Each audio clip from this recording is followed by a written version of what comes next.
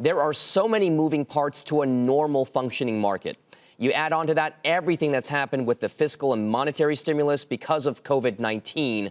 What exactly do you make of the market's recent rally off the lows that we saw just 2 weeks ago? Yeah. It's pretty typical of a bear market rally, Dom. I think we've started a process, not a point in time of the market bottoming. That process is probably going to take 3 to 6 months.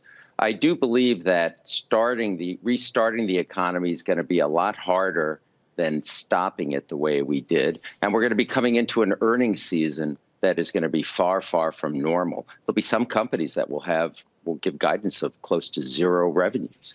So, I mean, something we've never seen before, certainly in the retail space where, stores or a system-wide chain might be completely closed. But once we get through that, we do have to start looking at what the other side is. There is an extraordinary amount of stimulus in place. Stimulus can't create demand, but it can help restart businesses and provide very needed liquidity. I think it's very positive that we've seen high-yield bond spreads and high-grade bond spreads begin to come back to normal.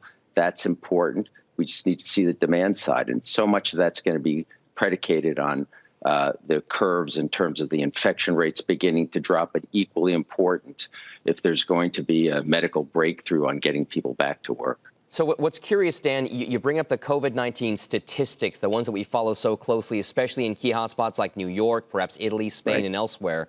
There was a sense by a lot of experts out there that the markets would react to those statistics. It is fair to say that they are showing some signs perhaps of leveling off. But again, in Italy and Spain and other places, we've seen a slight uptick in certain statistics indicating the virus may not be as well in check. What exactly then do you make of the market moves? Are we still very much tied to those coronavirus statistics? I think we are. I think there's going to be much more focus here in the U.S.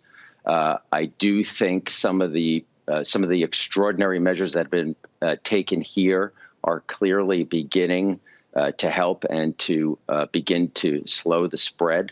But again, how do we get people back to work? The way I see it is it's going to be from testing, making sure people are not sick and well enough to go back to work. Equally important, finding tests that can see whether people were infected and just were very asymptomatic. I mean, all these things are going to be so important, which is why I think the areas to focus on that are going to help enable us to go back to work are the healthcare space and technology. I mean, those are going to be the two drivers. And I can't believe I'm speaking to you from my home and we're doing this interview.